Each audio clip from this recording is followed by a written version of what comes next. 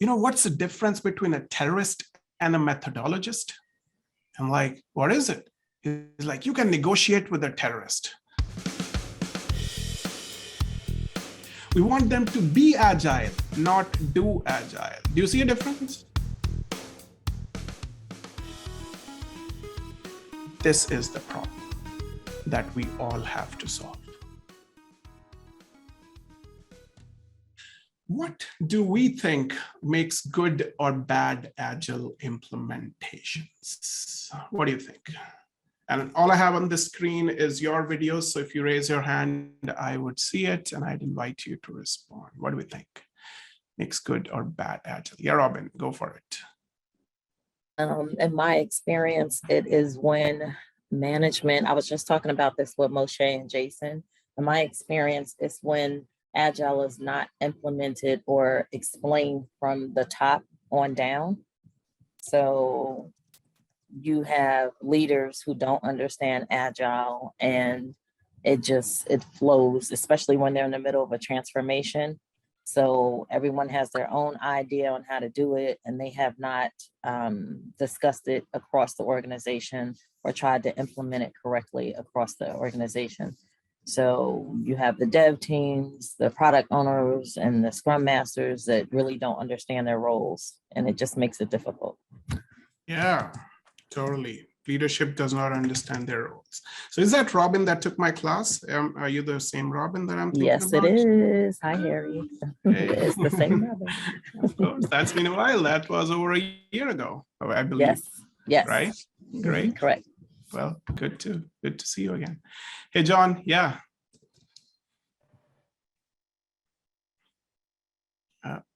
Where did John go?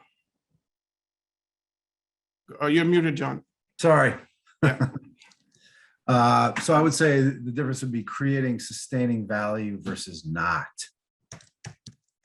Sustaining value versus not. Elaborate on that a little bit, John. Sure. Well, you know, when you're looking at trying to improve a product, is there value to the customer? You know, or are we just going through the motion, through the exercise of trying to make an improvement that we think is good versus what the customer thinks is value added? So having a deep understanding of our customers' needs, Yes, right? Rather than exactly. guessing it out. Exactly. One of our clients that we closely work with, and Melissa here in the class, who is a colleague of mine, you know, her husband works in Target, and one of their release trains, which is like a team of teams, what they do is every 3 months, they send all the developers, all the testers, all the Scrum Masters, all the product owners to work in the warehouse for 1 day, every 3 months.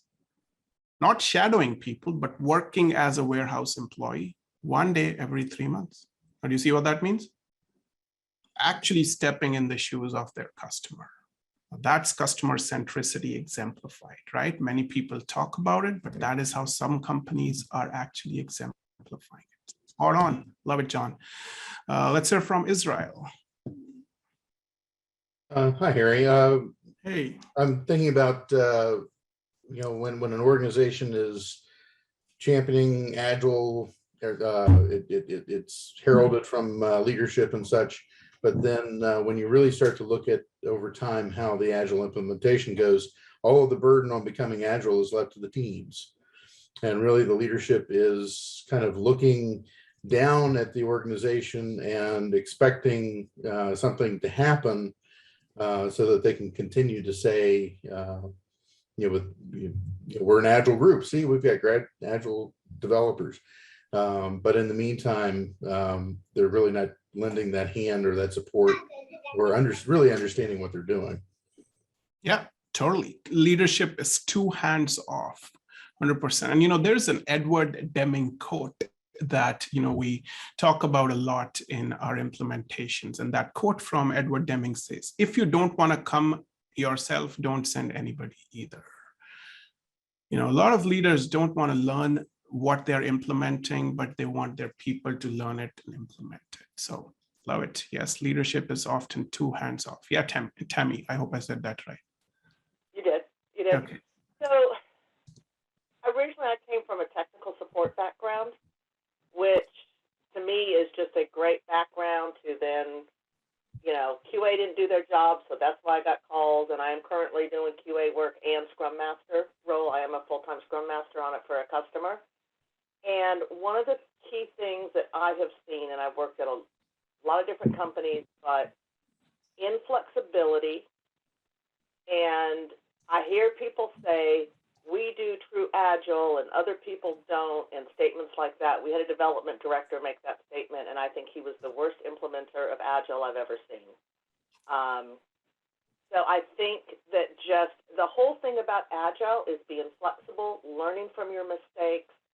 And I've heard a lot of people put their developers on a phone for a day, or, you know, where you shadow someone, take the calls, because when you feel the pain, that's when you really get it. And I see that on the projects that I'm working on. The UI UX director did tech support, different roles for a long time too.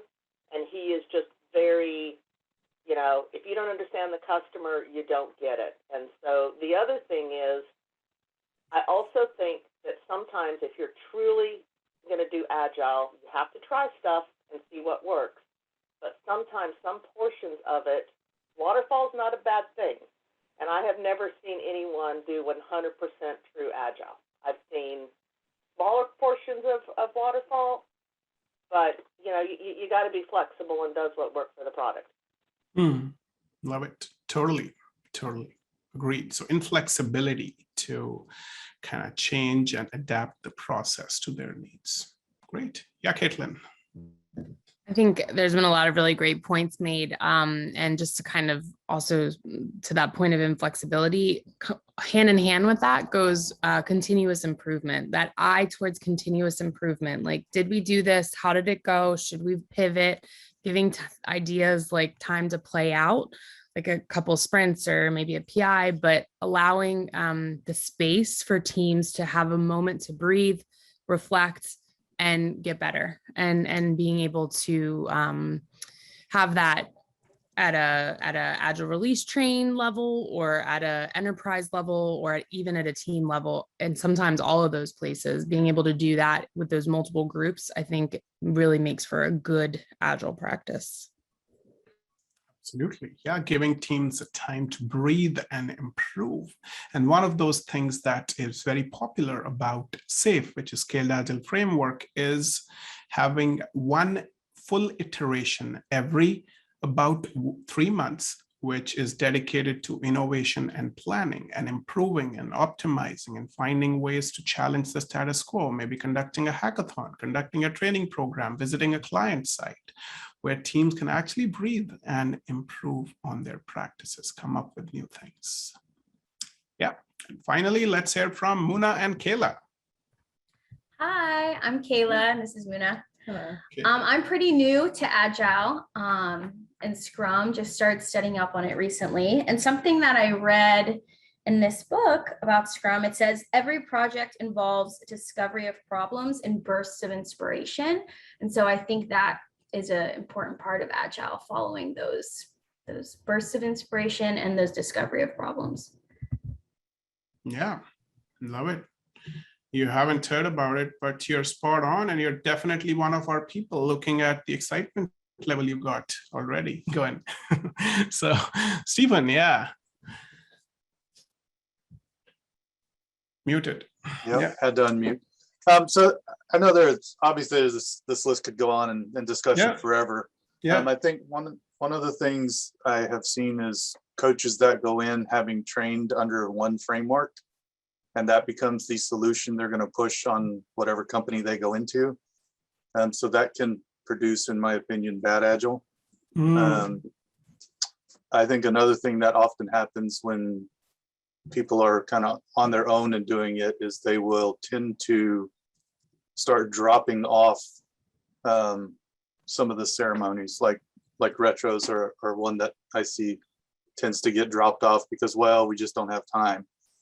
And so you don't do the constant improvement. You start to do the constant slide downhill. So those would be two things I'd put out. Yeah. And so not understanding the system is kind of the first one, right? not taking time to actually understand the system and then apply steps and procedures and tools that actually will help improve that system. Totally. Yeah, definitely we have to be agile while we're implementing agile, right? And I was having a conversation with one of our clients recently, and there was a senior executive, and this person said, Harry, the problem with us is we're stuck with a bunch of agile coaches which are treating agile as a religion, and we're just stuck with these methodologists. I'm like, yeah, that's unfortunate. He's like, what's the difference between a terrorist and a methodologist? I'm like, what is it?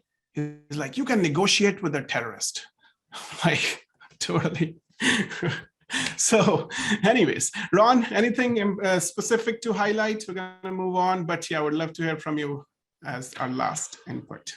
Yeah, I'm not, I'm just beginning to learn Agile, but I do have a long career in the software development arena, and most of my experience is in, it would be more classified as waterfall and stuff like that. I heard what I've heard here today is Agile has to be flexible so that it can cope with the needs of the client, which I'm a big fan of. But interestingly, what I didn't hear is that Agile, I would believe that Agile also needs to cope with the complexity of the problem at hand. If you have rules that, if you're in the middle of working on an incredibly complex software solution, your rules have to support whatever that complex solution needs to get the job done correctly. Yeah. Just my opinion. Totally. No, 100%. That is spot on. Yes, we need to align with the complexity of the problem at hand and align our practices to meet the demands that we have.